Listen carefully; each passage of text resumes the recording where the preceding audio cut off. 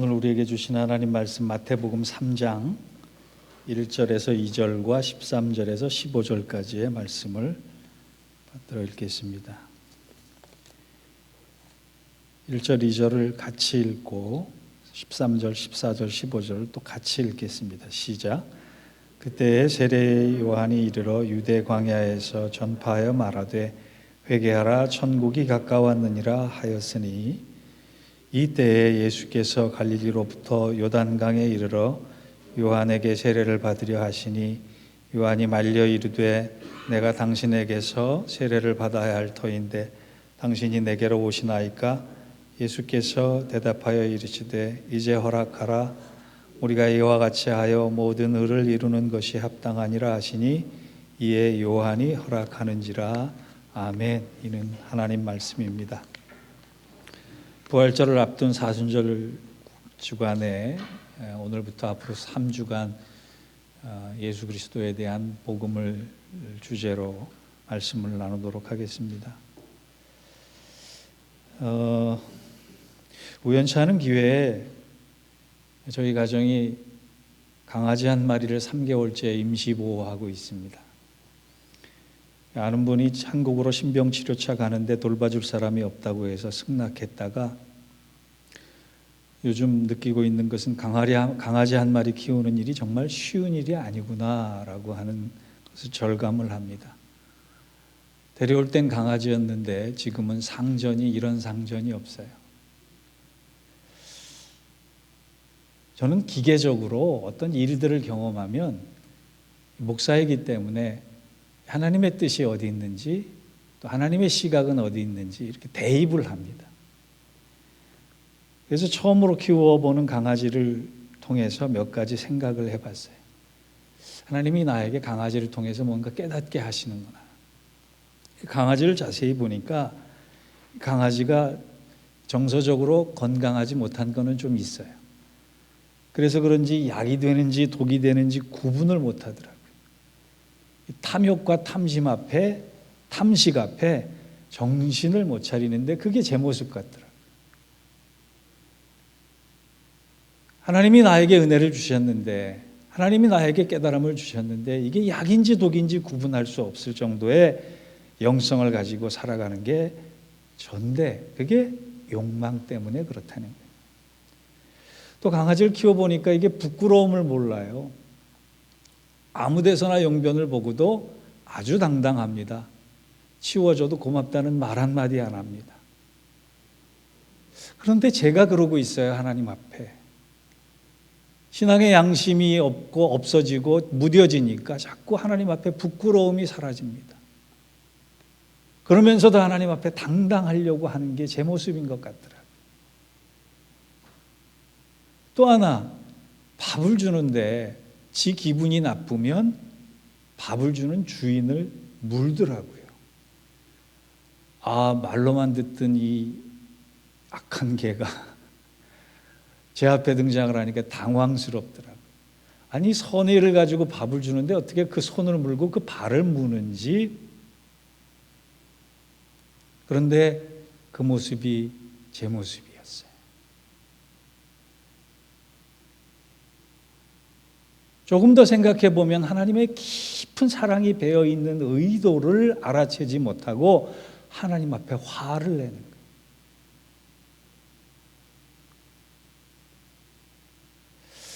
또 하나, 지는 지 나름대로 저를 지켜준다고 생각을 해서 누군가로부터 보호해 줘야겠다라고 하는 생각에 이렇게 낯선 사람이 오거나 그리고 낯선 상황이 되면 꽁꽁 지으면서 저를 지켜주려고 하는 것 같더라고요. 그런데 제가 지를 지켜줍니까? 지가 저를 지켜줍니까? 강아지가 착각하고 있는 게 지가 지켜주면 제가 안전하리라고 생각을 하는 것 같더라고요. 하나님이 저를 지키십니까? 제가 하나님을 지킵니까? 개를 보면서 많은 신앙적인 교훈과 단상들을 가지고 깨달음을 얻게 돼요. 여러분, 우리가 코로나를 겪으면서 보이는 세상이 전부인 것처럼 살아왔던 것을 돌이켜야 합니다. 우리가 보이지 않는 이 코로나의 환란을 통해서 보이지 않는 생명의 세계와 하나님의 말씀의 의도를 회복하지 못하면 개가 보는 세계와 우리가 보는 세계가 다를 바 없다는 거예요. 저는 설교를 준비하면서 이사야 1장이 떠올랐습니다. 여러분, 우리가 잘못 알고 있는 것 중에 하나가 예언서 할 때, 예언자 할 때 예자에 대해서 잘못 알고 있어요. 보통 예언을 미래에 일어난 일들을 말하는 미리의 말씀언, 그래서 예언이라고 생각들을 합니다. 그런데 성경의 예언은요, 미래에 일어날 일들을 말하는 미리예가 아닙니다. 그 예자를 쓰는 게 아니에요. 예금할 때 쓰는 맡을 예자를 쓰고 있어요. 그래서 히브리어로 선지자, 예언자를 얘기하는 나비라고 하는 뜻은 대변자입니다. 하나님께서 말씀을 그에게 맡기셨고 그는 그 맡긴 말씀을 가지고 세상에 전하는 거예요. 그런데 이단들은 예언이 혹시 자기만 알고 있는 그 미리 예자, 미래를 내다보는 통찰력, 미래를 내다보는 시각인 것 때문에 나만이 알고 있는 비밀이라고 자꾸 얘기하는 거예요. 여러분, 예언서 할 때 예언은 내일 일어난 일들을 말하고 있는 게 아니라 하나님이 맡기신 말씀을 전하는 게 예언이에요. 맡길 예자를 쓴다는 걸 잊어버리면 안 돼요. 그런데 말씀을 맡았던 선지자들이, 예언자들이 구약시대에 등장을 해서 대부분 가장 먼저 전했던 외침이 뭐였냐면 회개하라 했어요. 여러분, 회개란 다른 뜻이 아니라 우리가 하나님이 계신 자리로 돌아가는 것을 회개라고 해요. 저는 이 코로나 시대가 많은 묵시를 우리에게 전해주고 있다고 생각해요. 하나님은 이 현상, 이 환란, 이 고통을 통해서 우리에게 말씀을 맡기시길 원하는데 그 말씀이 선지자들이 외쳤던 회개하라, 돌이킴을 통해서, 돌아가는 자리를 통해서 깨달을 수 있는 말씀이라는 거예요.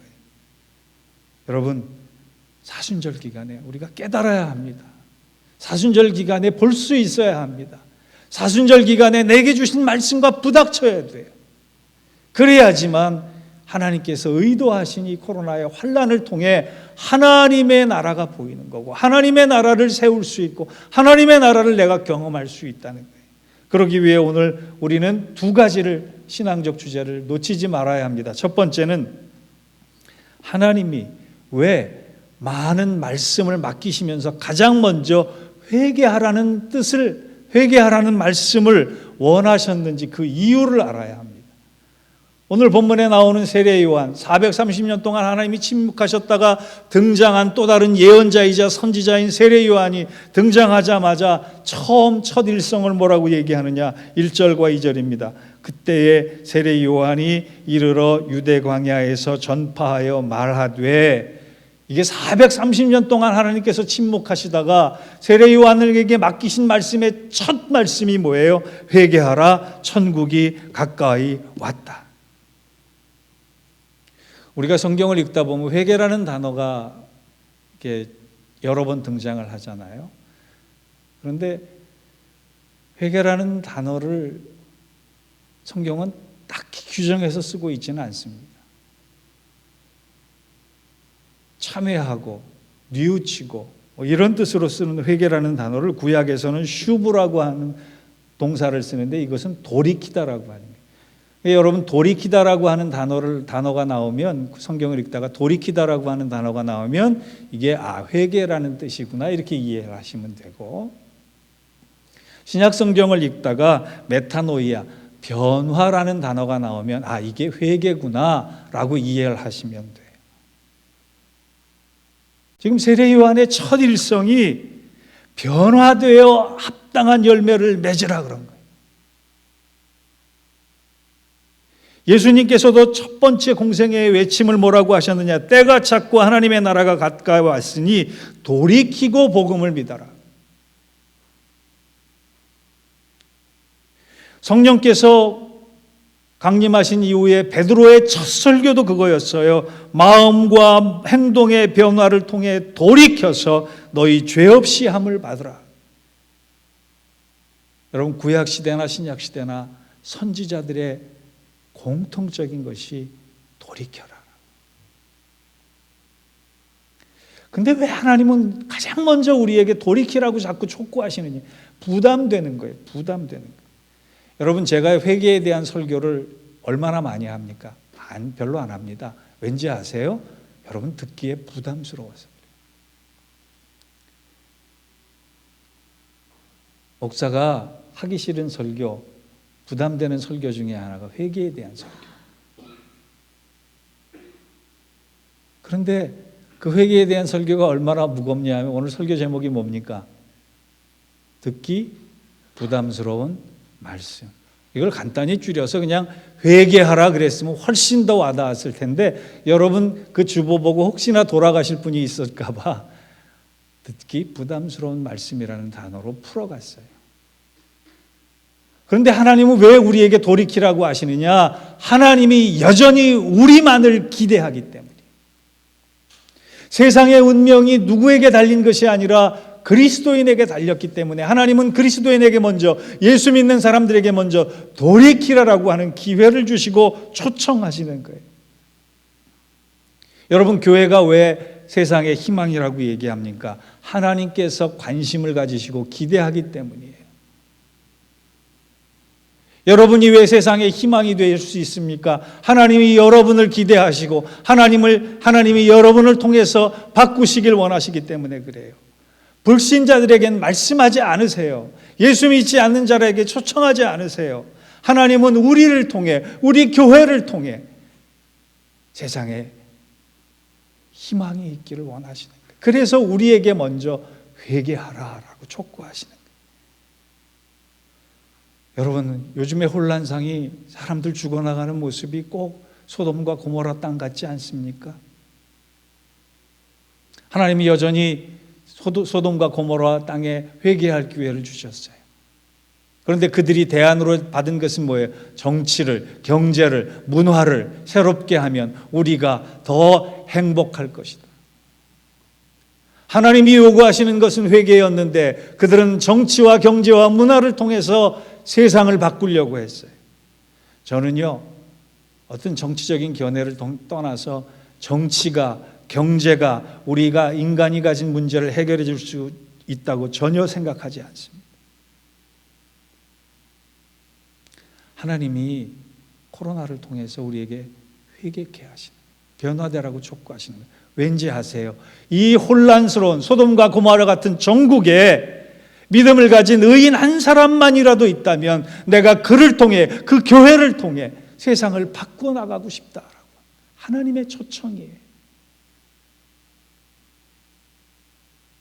사순절 기간에 우리가 해야 될 것이, 내가 뒤돌아서서 목사님 욕했어, 이런 회개를 하라는, 이런 죄를 고백하고 참회하라는 것이 아니에요. 하나님이 나에게 이 세상을 바꿀 수 있는 구원의 희망을 두시는구나. 그런데 내가 잘못 살았구나.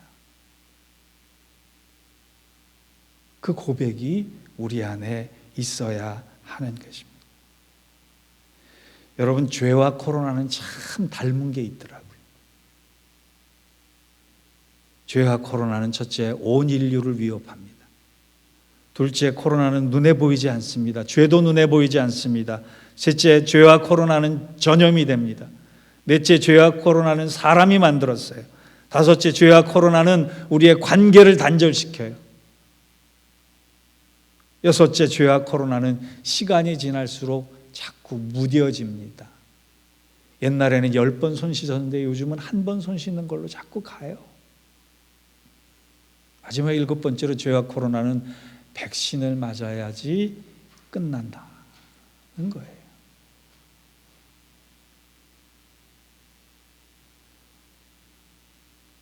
백신이 나왔다는 뉴스가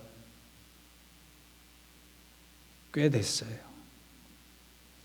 뉴스를 알므로 코로나가 종식되지 않습니다. 죄도 마찬가지예요. 백신을 맞아야 코로나가 끝나는 것처럼 영혼의 백신을 내가 맞아야 죄가 끝나는 거예요. 영혼의 백신이 누굽니까?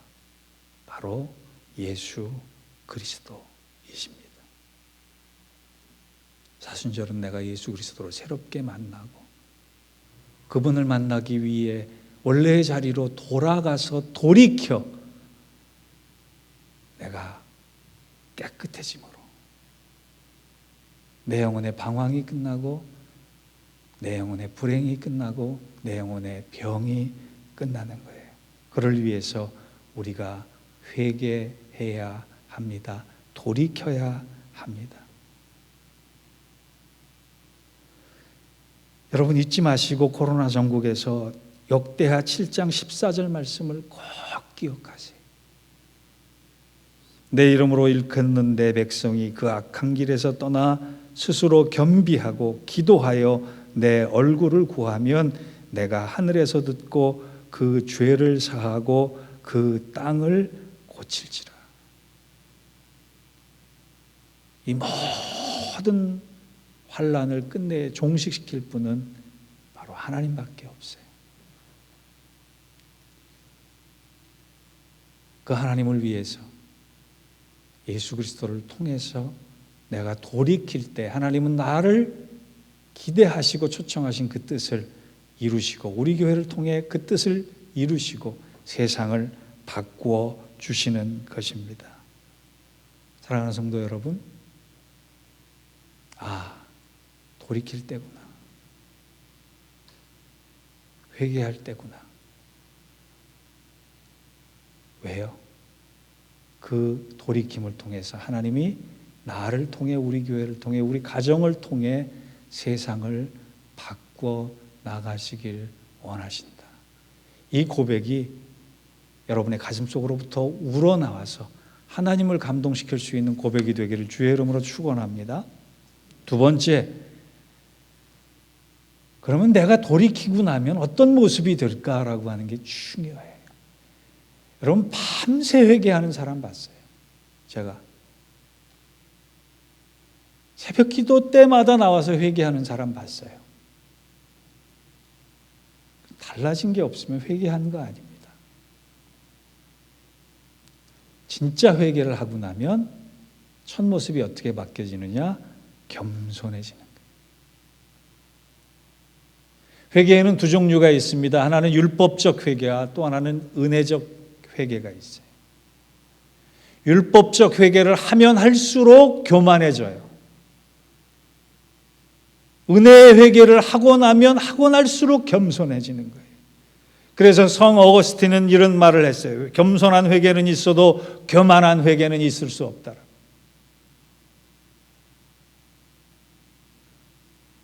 여러분 주위에서 회개한다 하는 사람이 겸손한 모습으로 바뀌지 않으면 그 사람이 한 회개를 뭘로 이해하면 돼요? 율법적 회개로 이해하면 돼요. 그런데 어떤 사람이 짧은 회개를 하고서도 정말 겸손해지는 모습으로 변화된다면 그야말로 은혜의 회개를 했다라고 해요.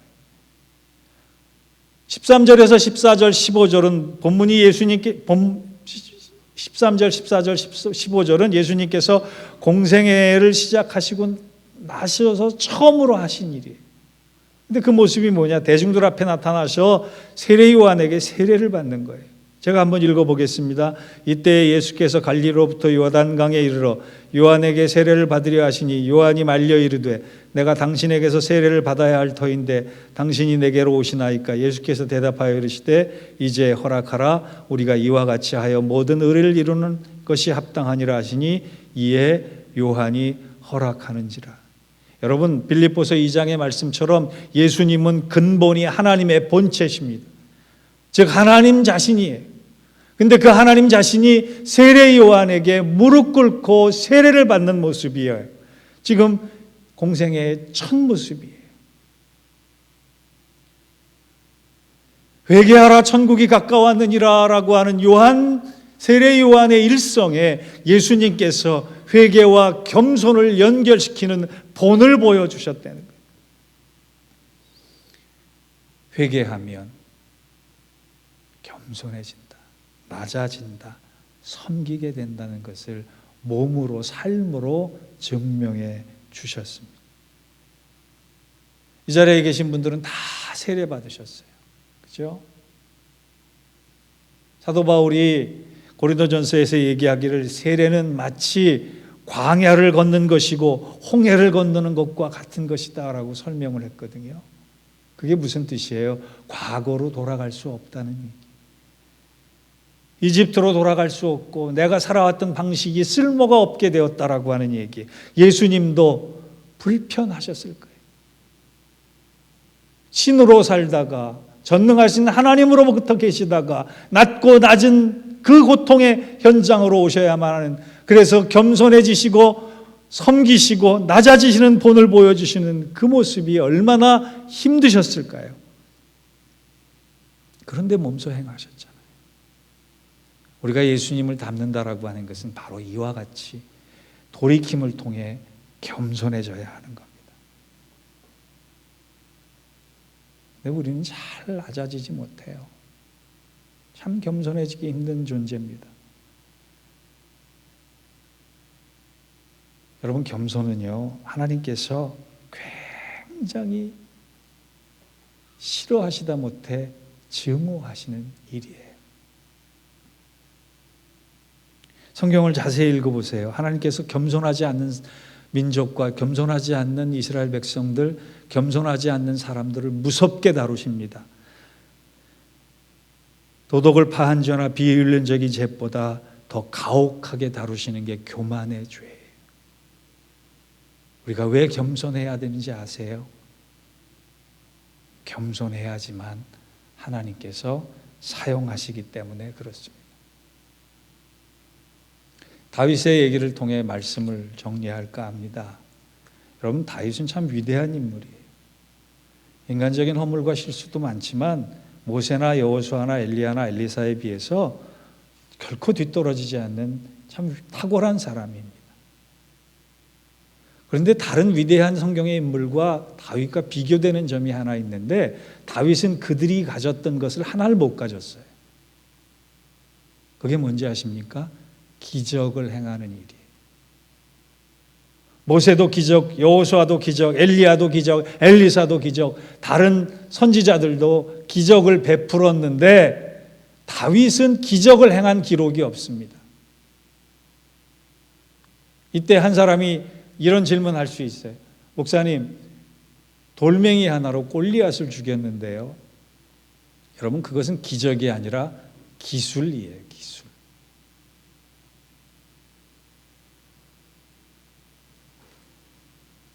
하나님은 기적을 행할 힘조차 없는 평범한 다윗을 어떻게 그렇게 사랑하셨을까? 역대기를 읽어보면, 사무엘서를 읽어보면 그가 얼마나 하나님 앞에 겸손했는지 어떤 단어가 공통적으로 나오느냐 하면, 다윗이 여호와께 묻자와 가로되, 다윗이 여호와께 묻자와 가로되, 다윗이 하나님께 아뢰어 가로되. 그는 하나님께 항상 무릎 꿇는 겸손한 신앙을 가졌기 때문에 하나님이 그와 같은 겸손한 사람을 들어 쓰시는 거예요. 성경에 겸손한 사람이 걷는 길이 있습니다.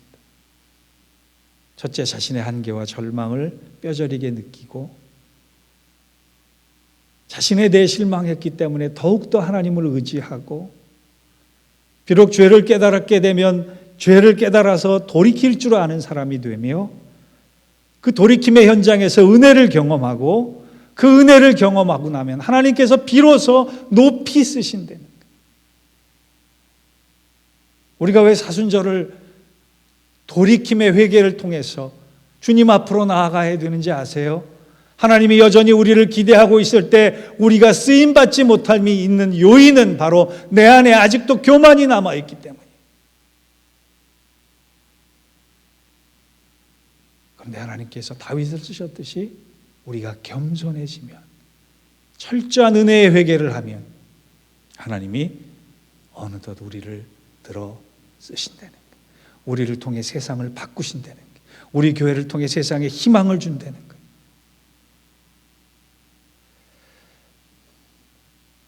팬데믹 이후에 갈수록 교회에 대한 절망의 얘기가 많습니다. 이제 전도라고 하는 것은 물 건너간 얘기인 것 같아요. 사람들이 얘기합니다. 캐톨릭에는 갈만한 요소가 있어. 그것은 바로 거룩함 때문이에요. 거룩이 거기에 남아있는 것 같아. 이제는 교회 갈 일이 없어. 왜? 옛날에는 교회 설교 듣기 위해서 갔는데 요즘 목사들의 설교는 들을 만하지가 않아. 교회가 온통 무너진 것 같아요. 근데 저는 아직 한 가지 희망이 남아있다고 생각합니다. 사람들이 거룩을 보기 위해 성당에 가듯이, 설교를 듣기 위해 교회에 왔듯이, 이제 사람들이 교회로 올 수 있는 방법은 딱 하나 남았어요.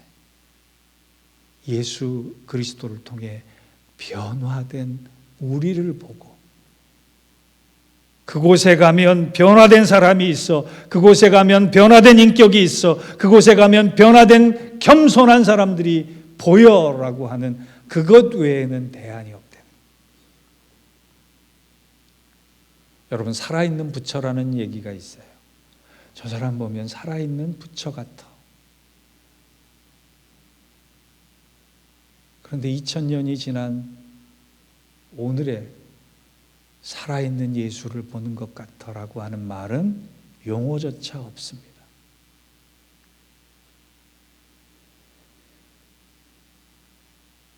사랑하는 성도 여러분,